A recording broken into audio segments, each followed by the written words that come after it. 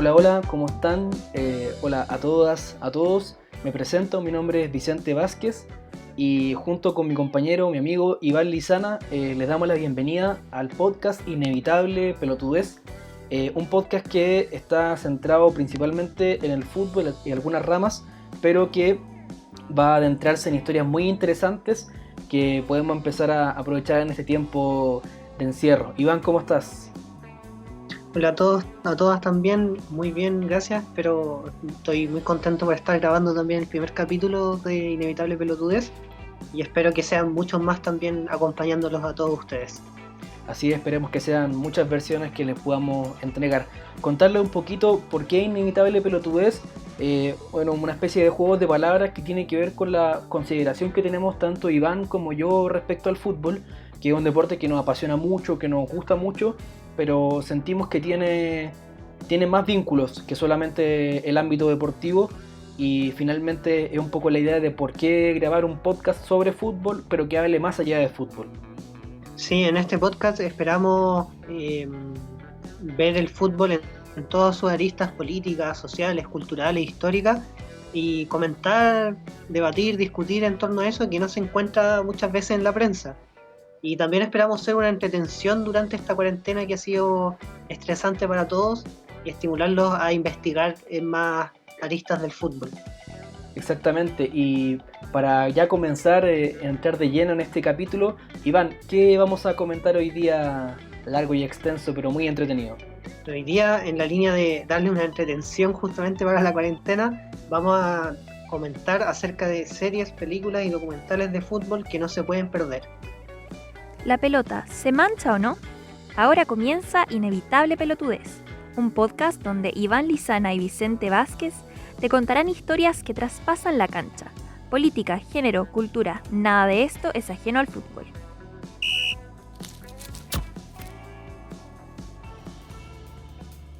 ¿Te parece comenzar, Iván, con tu primera recomendación del día de hoy? Ya, perfecto. Bueno, y también recordarles que si quieren también ustedes hacer recomendaciones, vamos a tener nuestros canales abiertos por redes sociales. Exactamente. Para partir, quiero recomendar un documental que hasta hace poco estaba en Netflix y que lamentablemente parece que ya no está, pero siempre buscando por las redes se puede encontrar, que habla un poco de lo que les comentaba recién. El documental se llama Le Blues. Está en francés el título y habla un poco de la selección de Francia y cómo el fútbol en Francia, en particular el referido a la selección, a los blues, como se les dice vulgarmente, se coordina, por así decirlo, de repente con la política y con la sociedad. El documental abarca más o menos como desde un poquito antes del Mundial de Francia 98 hasta la selección más o menos como del 2010, posterior al Mundial de Sudáfrica, más o menos como cuando está empezando a emerger la generación de Griezmann, de Pogba. Lo interesante de esto es que, como les comentaba, va mostrando un poco cómo los resultados que va teniendo la selección de Francia y su diversidad étnica, que es una característica muy interesante que se da en el fútbol francés, cómo esto se va viviendo políticamente en el país. Por ejemplo, esa selección de Francia 98 se caracterizaba por tener tres grupos étnicos, llamémoslo así. Uno eran los blancos franceses, más tipo europeo que uno se imagina. Por otro lado tenía un grupo de argelinos, que eran la cara más visible era Zinedine Zidane. Y por otro lado tenía un grupo también de afrodescendientes, donde estaba, por ejemplo, si no me equivoco, estaba Thuram. Sí. Vieira yo también aportaría, creo, en el medio probablemente. Claro. Bueno, y básicamente un poco lo que, antes de perder la idea, Iván, disculpa, que lamentablemente el documental no capta como justamente otra consolidación de esta diversidad étnica en un punto de vista deportivo, que sería el Mundial de Rusia 2018, donde no sé si recuerdas que muchos periodistas, o se fue diciendo en ese momento en el, entre comillas, mundo fútbol, que fue un triunfo de la diversidad, un triunfo entre comillas incluso racial, como de la inmigración. Entonces, un poco ese legado está. De hecho, con Argelia se da una particularidad histórica mucho más latente, en el sentido en que Argelia estuvo en guerra con Francia hasta bien entrado el siglo XX. De hecho, la independencia de Argelia, no tengo el dato exacto en estos momentos, pero si no me equivoco, es antes de los años 50, hasta más o menos esa década estuvieron los franceses ahí. Y obviamente, como fue el colonialismo, con muchas vejaciones, con muchas violaciones a los derechos humanos, etc. Entonces, ahí se da, y en el documental mismo muestran un episodio muy tenso que se vivió en un partido amistoso que jugó la selección de Francia con la selección de Argelia el año 2003, 2004 más o menos, y que marcó ahí un punto de inflexión en la sociedad francesa también. ¿Por qué? Porque aquí también, no quiero spoilear, pero el fútbol francés y la sociedad francesa, como mirándose al espejo a través del fútbol, o el fútbol sirviendo como un espejo, mejor dicho, se basó en un supuesto que allá en Francia le llamaron como no me acuerdo el término exacto, pero era algo así como la selección donde todos cabían. En el fondo teníamos negros, teníamos argelinos, teníamos descendientes árabes, teníamos franceses, europeos jugando en un mismo equipo donde todos parecían convivir muy bien, ganaban un mundial, pero después del Mundial de Francia 98, como todos sabemos, Francia futbolísticamente se viene abajo hasta 2000, hasta la Eurocopa previa al Mundial de Rusia. Después tuvieron un intermedio ahí que fue en el Mundial de Alemania 2006, donde llegaron a la final, perdiendo con Italia. Sí, exactamente. Pero después, eso fue más bien como un veranito San Juan, como se dice, porque después volvieron a tener una recaída, por ejemplo, en el Mundial de Sudáfrica, Francia quedó eliminado en primera fase. Sí, era un grupo, era Uruguay, Sudáfrica y México. O sea, no era fácil, pero eran los favoritos igual, por el puro hecho de la camiseta. En fase de grupo. Bueno, el punto es que este exitismo que se daba en Francia va dando paso a un cuento mismo que se va elaborando la sociedad francesa, donde supuestamente la selección francesa mostraba una sociedad donde todos cabían y donde todos eran partícipes. Obviamente ese supuesto descansaba, en vez de 4 patas, descansaba en 2, y en algún momento se cayó, y todo coincidió con el rendimiento que iba teniendo la selección francesa. Y ahí en el documental van dando cuenta cómo estas bajas en el rendimiento también se van condiciendo con mayores episodios de violencia racial, etc. Es un documental muy interesante si ustedes quieren comprender cómo el fútbol también tiene dimensiones políticas, tiene dimensiones sociales, que al final se van manifestando en la vida cotidiana y no lo vemos simplemente. Exactamente. Y bueno, ahora me toca a mí recomendar una serie. Ya tenemos Les Bleus, A Trouver Histoire de France, algo así, perdón el francés. Pero ahora podemos ir a una parte mucho más atrás, yo diría que unos 130 años más atrás, que es los inicios del fútbol. Es una serie que diría que más o menos Iván la estrenaron como hace 2-3 semanas más o menos, ¿cierto? En Netflix. Salió para esta cuarentena. Justo cayó como anillo al dedo al futbolero acérrimo que quiere ver algo de pelota moverse porque no resiste más, ya está caminando por las paredes. Y es The English Game, o también traducido al español, un juego de caballeros, que es una serie, como decíamos, subida recientemente a Netflix, que es una miniserie porque tiene 6 capítulos, es cortita, que habla sobre, digamos, los orígenes del fútbol en pueblos puntuales y ciudades puntuales en Inglaterra, donde, bueno, la historia, si la pudiéramos centrar en un protagonista o en algunos protagonistas, sería Fergus Suter, que era dos principales. Fergus Suter, que es un delantero, para esa época eran 6 delanteros por equipo, pero eran los mejores delanteros de Escocia, que se va a jugar a Inglaterra, y eso hoy día uno lo dice de forma normal, ¿cierto? Como, no, conozco un cabro que se fue a jugar a tal equipo. Claro, y a ese cabro le hacen un contrato. Normal. Claro, es normal, bueno, y al cabro le van a pagar, se va por plata, que es una decisión, entre comillas, también entra dentro de los papeles del análisis, de la decisión familiar y todo el cuento, y antes era normal. Pero en esa época, claro, era un juego de caballeros, por decirlo de algún modo, porque pertenecía al juego de la aristocracia. Y en el fondo los obreros, claro, tenían equipos, y la serie no es sobre la conformación de un equipo obrero, sino cómo se consolidan los equipos obreros ganándole y disputándole los partidos y los campeonatos a la aristocracia. Y para eso, un dueño de una fábrica de textiles en un pueblito que se llama Darwin contrata, y eso era en las reglas del fútbol inglés, en eso entonces era ilegal contratar jugadores. Se jugaba por amor al arte, amor al juego, amor al deporte, pero no podían tener jugadores pagados. Y entonces ahí se generan estas contradicciones entre que los caballeros, por decirlo de alguna forma, quieren mantener su juego, y que ellos dicen que es por amor al arte, que es por amor a la camiseta, un poco ese discurso.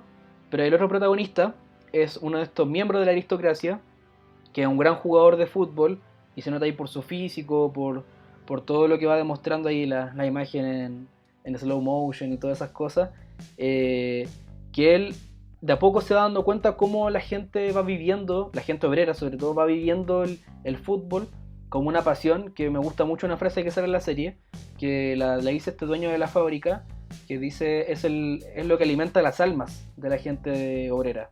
Entonces este protagonista se va dando cuenta un poco de cómo lo vive la gente, y va entendiendo que el futuro del fútbol es que la gente pueda vivir de eso, como una especie de profesión también. Porque eso es lo que no querían los caballeros, como un poco ensuciar con dinero el deporte. Pero un poco estaban en juego otras cosas, que era un poco la marginación social. Una vez que vi esta serie, me motivó también como a investigarla un poco más. Y ambos personajes son personajes históricos. Existieron en su época. Como decías tú, Suter fue efectivamente, es considerado el primer jugador profesional de la historia, es decir, el primer jugador que le pagan por jugar. Y por otro lado, él fue dirigente de la Football Association, y después y jugador también de uno de los equipos que jugaba ahí, y posteriormente fue el presidente de la Asociación de Fútbol Inglesa hasta, si mal no recuerdo, principios del siglo XX, por ahí. Y de hecho él fue uno de los primeros en verdad fue el primer presidente de la FA que permitió el pago, las transferencias de jugadores. Y otra apreciación que tenía, que me gustó mucho cómo tematizan esta tensión que había entre la profesionalización versus el amateurismo en el fútbol, que también tiene una data histórica. O sea, he leído algunos libros donde una de las primeras tensiones que se vivió en el fútbol inglés fue justamente que la aristocracia se oponía a que el fútbol se profesionalizara, justamente escudándose en esto de que se supone que el fútbol era un juego que se jugaba por amor, porque se cultivaba el físico, se cultivaba el tiempo libre, etcétera. Y no solo se vivió esa tensión en Inglaterra, sino que también, por ejemplo, en el fútbol argentino la aristocracia se opuso férreamente a que se profesionalizara el fútbol. En Brasil pasó exactamente lo mismo. Entonces es una tensión social que se vivió en esa época en torno al fútbol muy fuerte. Sí, el nombre que no habíamos mencionado era el otro protagonista, que es Arthur Kinnaird, que era el Sir que tú mencionabas, que finalmente la serie lo menciona como un personaje histórico para finalmente para el fútbol en general, no solamente el fútbol inglés, sino que cambia la lógica radicalmente de mirar el futuro del fútbol no solamente como un deporte recreativo, sino como un deporte que pueda hacer vivir a las personas, las pueda hacer trabajar. ¿Te tinca, Iván, pasar a tu segunda recomendación? Sí, nos quedamos en Inglaterra a una docuserie que también está en Netflix, que la segunda temporada salió hace muy poquito, que se llama Sunderland Till the End. Soy del Sunderland hasta la muerte, traducido al español. Y una serie, ya nos alejamos un poquito ya de la temática más política, social, y nos vamos a la interna de qué pasa dentro de los equipos. Este documental retrata un poco lo que pasa en el Sunderland, un equipo que viene de capa caída. En la primera temporada nos contextualiza en un Sunderland que viene recién bajando desde la Premier League a la Championship, la segunda división inglesa. Y qué pasa dentro del equipo, cuáles son las posturas que tienen los directivos, cómo se manejan con el nuevo entrenador, qué va pasando a lo largo de cómo cuando se va desarrollando la Championship, y el Sunderland ahí empieza ya a dar muestras de cuáles son sus resultados, qué va pasando ahí con los directivos, cómo se relacionan con el director técnico, con los jugadores, te van mostrando un poco la interna de cómo van tomando decisiones, la frustración que hay también, o la esperanza que hay de repente cuando se mandan alguna racha muy buena, y posteriormente también te van mostrando mucho la actitud que tienen los hinchas, como que se enfocan en algunos hinchas y te van mostrando cuando van al estadio, o cómo viven los partidos desde sus casas, cómo viven la frustración también, y todo eso es dentro de la interna del equipo. La segunda temporada ya nos contextualiza en la segunda temporada que tiene el equipo en la Football League One, que es la tercera división inglesa, donde ya te muestran un equipo que necesita urgentemente ascender nuevamente, con una directiva nueva, con un cuerpo técnico nuevo, con jugadores que se van. Hay algunos capítulos muy interesantes que son qué pasa durante los periodos de transferencias. Hay, sobre todo en la segunda temporada, hay unos muy buenos donde el Sunderland tenía un delantero que se llamaba George Maya, un joven de Nigeria, figura, goleador, y acá hay como 2 o 3 capítulos donde la temática central es como, chuta, George Maya se nos va a ir en algún momento, porque el presidente del club habla con su representante y el representante nunca le dice si se va a quedar o no se queda, le ofrecen contrato y no le responden, y ahí, bueno, y si se va, ¿qué hacemos? ¿A quién contratamos? Llega el último día de las transferencias cuando se cierran y todavía no tienen un delantero nuevo.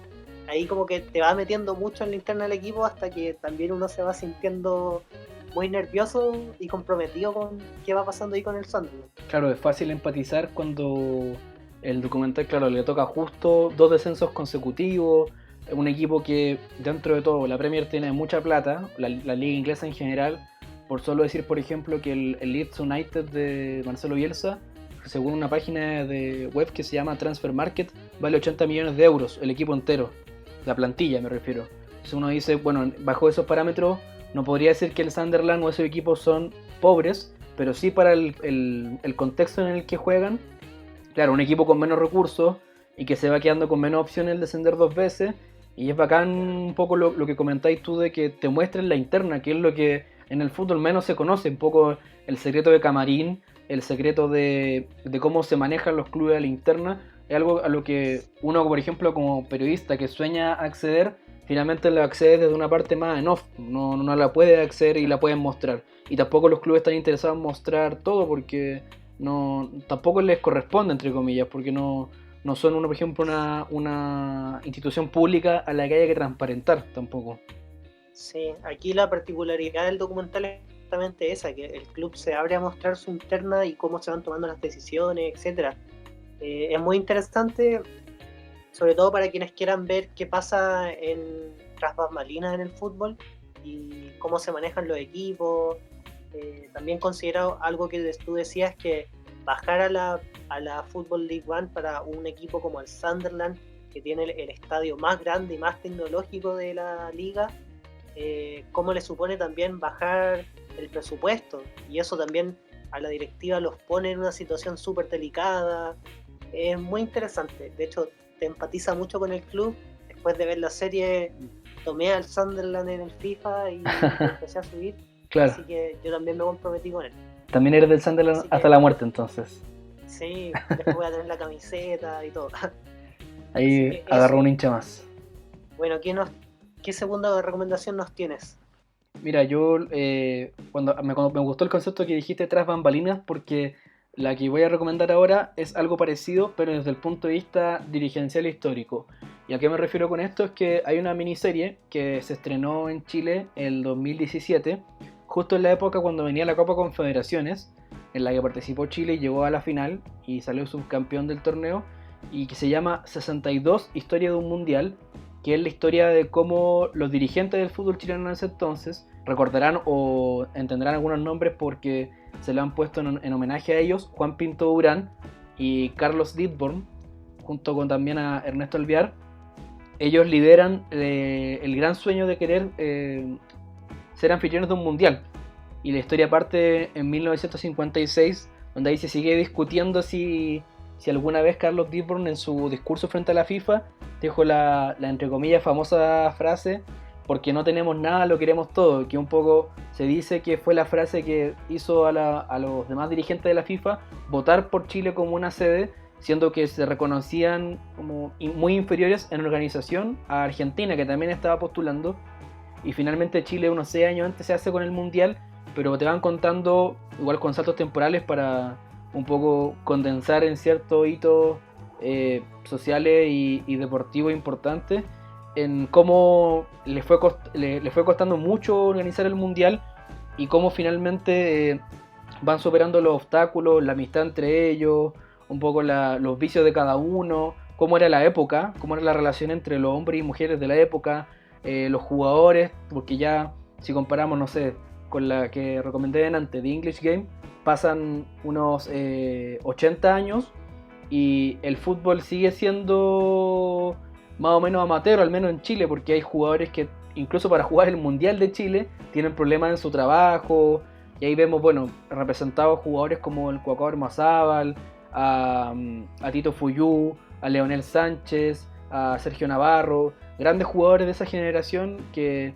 pertenecían a los mejores equipos de Chile. Varios de ellos componían y terminalmente produjeron el Ballet Azul, que es uno de los mejores equipos de la historia del fútbol chileno y que dominó prácticamente la década del 60 en esos torneos. Y lo que hace un poco en la serie es contarte, sobre todo desde el punto de vista más dirigencial, como Juan Pinto Durán, en el que está homenajeado el centro deportivo, cosa que exigió, según cuenta la serie, Fernando Riera, el técnico que ellos querían, que era el que ponía disciplina, que había tenido éxito en Europa, y como también Carlos Didborn, que es el nombre del estadio de Arica, y hay una historia muy particular que la cuenta la serie para que la puedan ver, de por qué uno después dice, por eso le pusieron el nombre de él al estadio, y cómo se fueron consiguiendo las sedes para el Mundial, y cómo organizaron todo en 4 sedes nomás, en 4 estadios. Entonces ahí también es muy interesante cómo este Mundial cambia la historia de la comunicación en Chile para siempre, porque este Mundial trae la televisión a Chile. Entonces eso es lo interesante también de ir viendo cómo se tuvieron que ir ingeniando y cómo, a diferencia de ahora, que la organización es mucho más profesional desde el punto de vista dirigencial, deportivo, y antes era mucho más, por decirlo así, al tuntún. Entonces es muy, muy interesante verla, entretenida, y es cortita, tiene 4 capítulos, así que en una tarde o en 2 tardes o en 4 días, no sé, ahí lo pueden aprovechar. Esta serie la emitió el TVN, si mal no recuerdo, ¿no? Sí, la emitió TVN y está en la página web del Consejo Nacional de Televisión, así que ahí la pueden rescatar, están los 4 capítulos de forma intacta, en buena calidad, así que ahí pueden poner el nombre de la serie, 62 Historias de un Mundial, y les va a aparecer el link del CNTV. Sí, y recordar también que en esa época había muchas dudas respecto a cómo iba a salir el Mundial de Chile, porque éramos un país muy distinto a como somos ahora, Sí. Un país mucho más pobre en esa época, y los países europeos, si mal no recuerdo, todavía desconfiaban mucho respecto a las capacidades que tenían otros países de otros continentes para organizar eventos de este tipo. Así que es interesante ver cómo se organiza ahí una fiesta universal, como dice la canción. Sí, también hace mucho. Sí, pues lo bonito es que recuperan esos elementos históricos también, la dirección de fotografía y la dirección de arte, la canción de los Ramblers, que era finalmente la canción oficial del Mundial, cómo hace sentido con la serie, y también un poco lo que decía, que se me había olvidado contar, que como el terremoto de Valdivia del 60, el más grande de la historia del mundo, se metió entre medio como un obstáculo aún más grande. A 2 años de organizar el Mundial estaba casi el país entero en el suelo. Entonces es interesante verla, algo que no no se puede perder ni un futbolero, ni tampoco alguien que se está iniciando en el fútbol y sobre todo quiere saber de la historia del fútbol chileno y por qué ese posterior tercer lugar termina significando tanto en la historia del fútbol criollo.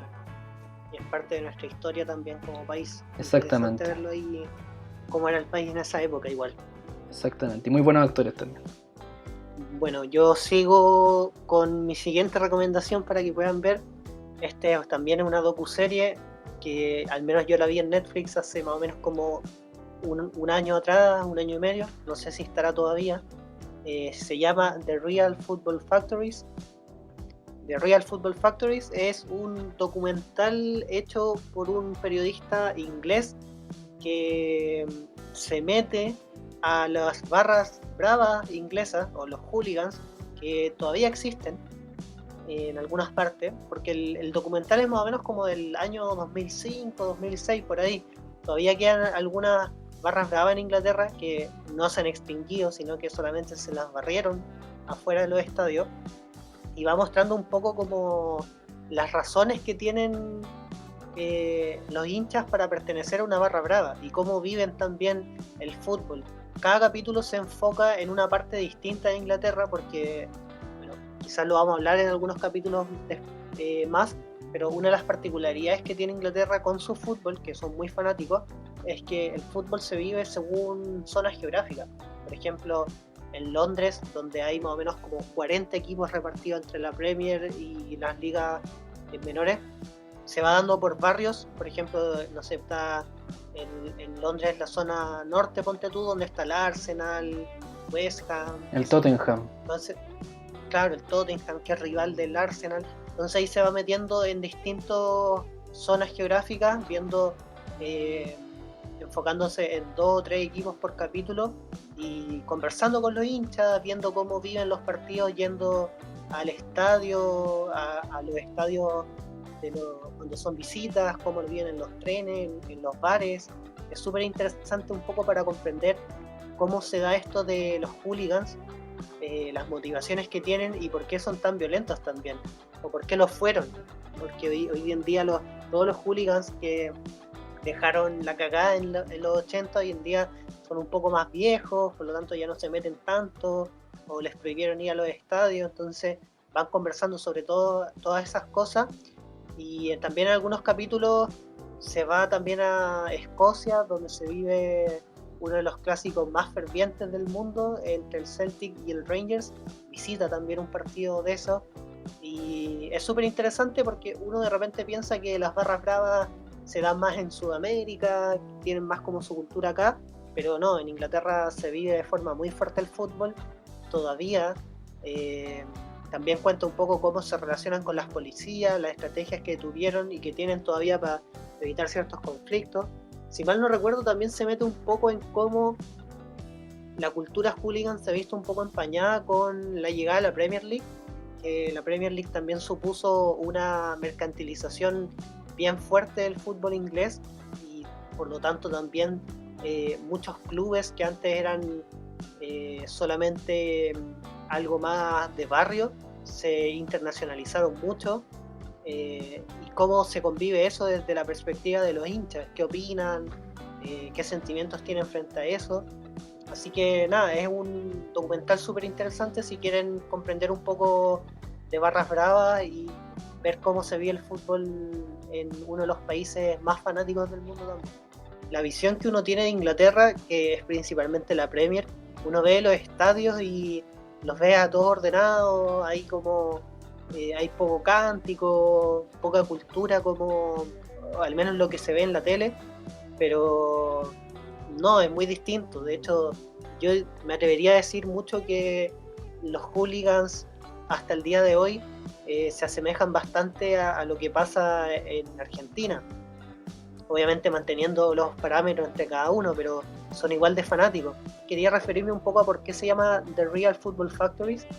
Recuerdo que es una cuña que el periodista le saca a alguno de los hinchas de los clubes que entrevista, donde él dice que en el fondo, por más que el gobierno haga algo contra los hooligans, la industria de los hooligans, por así decirlo, es una fábrica de producir gente. En el fondo la cuestión se transmite de padre a hijo, y ese hijo se lo transmite a su hijo, y se lo transmiten entre primos, entre amigos, y por lo tanto es un sentimiento que no va a morir, que probablemente se va a ir modificando en cómo se expresa, pero que por más que hagan algo, la gente ferviente a su equipo no va a terminarse. Sí, y es un fenómeno que, claro, también se extrapola, que uno lo ve de cerca en Latinoamérica, porque somos latinoamericanos, pero también uno lo puede ver en países europeos más del oriente. Por ejemplo, en Turquía hay mucha gente muy, muy brava. En Polonia también suele pasar cuando equipos polacos juegan copas internacionales y se van, no sé, a un partido en Inglaterra. Ahí hay mucha segura cerca de los bares, en las calles. De hecho, me recordaste también que hay un capítulo donde se enfoca principalmente en la selección inglesa y cómo los hinchas ingleses lo viven cuando salen fuera de Inglaterra. Y ahí se muestra mucho, como si algunos saben, cuando se terminan con los hooligans es por el famoso informe Taylor, que fue encargado después de un episodio trágico que se vivió en un partido del Liverpool, más o menos por ahí como por el año 90, 88, por ahí, donde murió mucha gente, y a partir de eso el gobierno de Margaret Thatcher ordena acabar con los hooligans y ordenar un poco el cómo se veía el fútbol adentro. Y a partir de eso se crea, por ejemplo, la Premier League, se ordena innovar en tácticas policiales contra los fanáticos, se ordena todo lo que ocurre dentro del estadio, se modifican los estadios por ordenanza legal, se implementan cámaras de reconocimiento facial, entre muchas otras cosas que se hicieron, pero al parecer, si bien se logró que no quedara la cagada dentro de los estadios, afuera sigue pasando, y principalmente cuando los hinchas ingleses salen fuera de su país, se nota que en el fondo hubo un cambio que se hizo a la mala y no se hizo un cambio cultural. De hecho, claro, sin ir más lejos, en la última Eurocopa que se jugó en Francia, si no me equivoco, sí, claro, los hinchas ingleses protagonizaron varios incidentes a las afueras de los estadios. También hubo uno que se dio en un partido que se jugó entre el Sevilla y Manchester United, creo, en una Europa League hace algunos años atrás, o el Chelsea, no me recuerdo muy bien, pero que te demuestran que al final el producto del informe Taylor y hacer tanta medida policíaca, etcétera, si bien tuvo sus efectos dentro y para lo que es el marketing, demostrar hacia el mundo qué se vive dentro del estadio, pero si miramos lo que pasa fuera del estadio, parece que no ha cambiado mucho la cosa. Bueno, esa era la recomendación del Real Football Factory si quieren verlo durante esta cuarentena.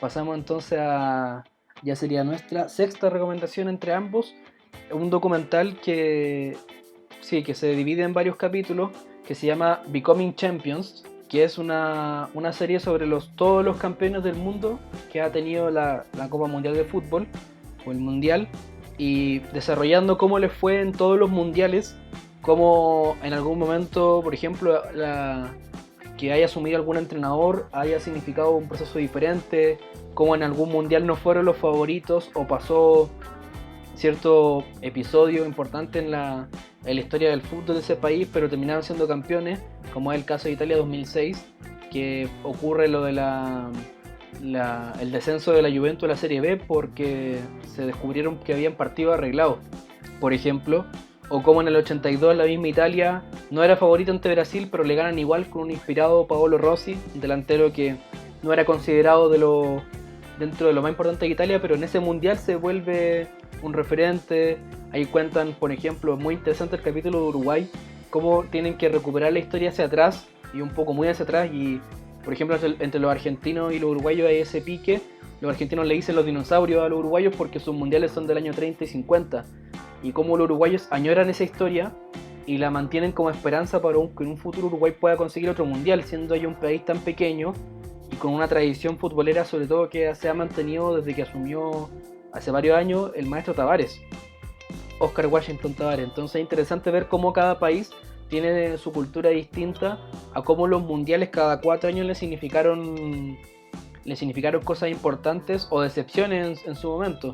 Y ahí, bueno, lo interesante es que ese documental recurre a varios protagonistas importantes de las selecciones en esos momentos. Entonces después, y como se van enfrentando, cada ciertos años, en momentos importantes, tú puedes encontrar, no sé, a un protagonista de Alemania opinando el 90 sobre la final con Argentina, que la gana Alemania, pero también puede opinar del 86 y también puede opinar del 2010. Entonces se van encontrando esas selecciones y vais haciendo como los protagonistas de esos capítulos, en algún caso más protagonistas porque están hablando de su país, o en otro caso el antagonista de la historia en cierto mundial, por decirlo de algún modo, como el rival que se enfrentó a y que terminó ganando o perdiendo. Entonces igual es muy choro ver cómo esas selecciones van generando un palmarés, y a la vez del palmarés una especie de responsabilidad. Cuando organizan un mundial, cuando aspiran a ganar una copa, cuando tienen un equipo como hecho para ganar y ocurre una decepción, como fue Argentina en el 94 con el caso de doping de Maradona, o en el caso de Brasil, que pasó tanto tiempo sin ganar un mundial, desde el año 62 hasta del 70 hasta el año 94. Entonces igual es interesante ver cómo hay esos personajes, y son personajes de varias índoles. Por ejemplo, están entrenadores, hay jugadores, hay periodistas. Así que esa es la recomendación, Becoming Champions. Está en Netflix, ¿o no? Sí, yo lo había visto en Netflix y habría que corroborar si está, pero debería estar. Sí. Entonces vamos con la cuarta recomendación de Iván, que sería... Usted no puede decir. Esta vez voy por una película, siguiendo un poco en la temática de los hooligans. Esta se llama Green Street Hooligans, y trata sobre un cabro universitario que no me acuerdo si deja el año, bueno, eso no es importante, pero el tema es que se vuelve amigo de un hooligan. Aquí algo interesante que hay antes de ver la trama, que si mal no recuerdo, porque esta película la vi hace años, el protagonista de la serie, el que se vuelve amigo del hooligan, era de Estados Unidos, y él llega a Inglaterra, como ponte tú, en un año sabático, y se hace amigo de un hooligan fanático del fútbol o del soccer para él. Claro. Y al principio no comprende mucho esto del fútbol, porque obviamente viene de Estados Unidos, otra cultura deportiva, pero de a poco empieza a ir al estadio con él, que su amigo era fanático del West Ham en la película, y va conociendo un poco la cultura que hay en la hinchada de los Hammers, que también es un club muy representativo de la clase obrera inglesa, londinense, por eso se llaman los Hammers. Claro. Y va mostrando también un poco como esta rivalidad eterna que tienen con el Millwall, que es el clásico rival del West Ham. Millwall es un equipo que actualmente pertenece a la Championship también, que ya hace muchos años que no está en la elite del fútbol inglés, por lo tanto creo que se han jugado pocos partidos entre estos dos. Pero bueno, el punto central es que se mete en este folclore también de las hinchadas inglesas, de cómo lo viven con tanta pasión, y se va volviendo fanático también, al punto de que muestran también un poco la cara negra de los hooligans, de enfrentarse en las calles, de sacarse la cresta unos con otros solamente por ser de otro equipo. Entonces tiene como, al igual que el documental anterior que recomendé, uno puede conocer estas dos caras de los hooligans. Por un lado, esta pasión con la que viven el fútbol, este amor eterno que le tienen a su club, y por otro lado también muchas veces se ven cegados al punto de llegar al uso de mucha violencia. Es una película muy buena para pasarla bien también, y ver un poco adentrarse un poco también en lo que es el West Ham, equipo que estuvo dirigido por Manuel Pellegrini hace poco, y ver también otro clásico que uno no conoce mucho, que sería el West Ham. Así que esa es mi cuarta recomendación. ¿Qué nos tienes? Bueno, ahora yo les voy a contar un poquito de otra serie chilena que se llama Príncipes de Barrio, que es una serie que estrenaron el año 2015, un poco en el primer semestre, antes de la Copa América 2015, que se iba a jugar en este país, que la termina ganando la selección chilena, y la grabaron el año anterior. Y es una serie que tiene unos 12-13 capítulos, y que cuenta la historia de Christopher, o el Tofi como le decían, que es un cabro, ahí se presume que de San Miguel, porque graban la historia en su casa y en su barrio, cerca del Museo de Cielo Abierto. Y ahí cuenta la historia de cómo él, desde el mismo barrio, desde las ganas de querer ser futbolista profesional, llega a serlo porque es un joven muy talentoso, pero también le juega mucho la mala pasada de la indisciplina, de querer sabérselas todas, y cómo se va implicando a sus amigos del barrio, a la chica que a él le gusta, la relación con su mamá, la plata que empieza a ganar, la relación con su representante, y un poco yo creo que de forma no sé si tanto de parodia, pero igual registra bien un poco la realidad que vive el futbolista en muchos ámbitos, el tema de la realidad aspiracional un poco arribista de seguir ciertos estándares de vida, a veces olvidarse un poco de los orígenes, y va contando muchas cosas en ese estilo. Igual es una serie chilena, yo encuentro que bien valorable, y obviamente va a indagar en otro tipo de vínculos más de repente amorosos, de familia, de amistad, y no tanto en sí del fútbol o el área más social como hemos visto en otros lados, pero encuentro que es una buena serie que al menos alcanza a abarcar varias aristas, que eso es lo interesante. Claro, igual es interesante pensar que muchos de los futbolistas de la generación dorada nacieron justamente en ese contexto y con esas condiciones también, como de tener que manejarse en un equipo de barrio, amateur, con representantes que a lo mejor muchas veces puede que velen por sus intereses, como no. Sí. Entonces, quizás bueno ahí ponerse también en pensar como futbolistas que hoy en día están en la elite del fútbol mundial, partieron de ahí. Claro, y cómo también han cambiado mucho las condiciones, porque en algún momento, claro, hablábamos de este mismo tema muy parecido, pero en The English Game, y si uno logra ver después las dos series, comparar la realidad, es otro planeta, es otra historia, es totalmente distinto, entonces es interesante ver ese cambio también, o esa antípoda, por decirlo de alguna forma, como realidades tan diversas se pueden dar con el paso de los años. Buen enlace ahí para pasar de hecho le estás dando un buen enlace de English Game al 62, pasando claro, por la historia de los mundiales hasta ahora. Sí, yo creo que una buena forma. Sí, y aparte yo creo que también es una buena forma también de descubrir un poco la realización chilena. Es una buena oportunidad. Bueno, con esas recomendaciones entonces espero que les quede ahí harto material para que puedan indagar, para que puedan buscarlo. Ojalá se animen también a buscar más cosas ustedes para que puedan pasar esta cuarentena y nos las hagan llegar. Nosotros ahí también podemos ir subiendo algunas de sus recomendaciones y nos vamos nutriendo entre todos para pasar el aburrimiento, el estrés, la ansiedad, etc. Exactamente, sería bacán que pudiésemos recibir esos comentarios, nos van a servir mucho, obviamente para aprender más, entretenernos, para encontrar cosas que no habíamos encontrado antes. Así que son 8 series, documentales, películas que no se pueden perder, que para iniciarse en el fútbol, para disfrutar del fútbol y todo lo que tenga que ver con el fútbol, es totalmente recomendado. Bueno, eso, muchas gracias a todos por escucharnos y nos estaremos encontrando ya en un próximo capítulo. Espero que les haya gustado y los vamos a seguir acompañando ahí con más fútbol. No se pierdan otro capítulo de Inevitable Pelotudez. Chao, chao. Chao, chao.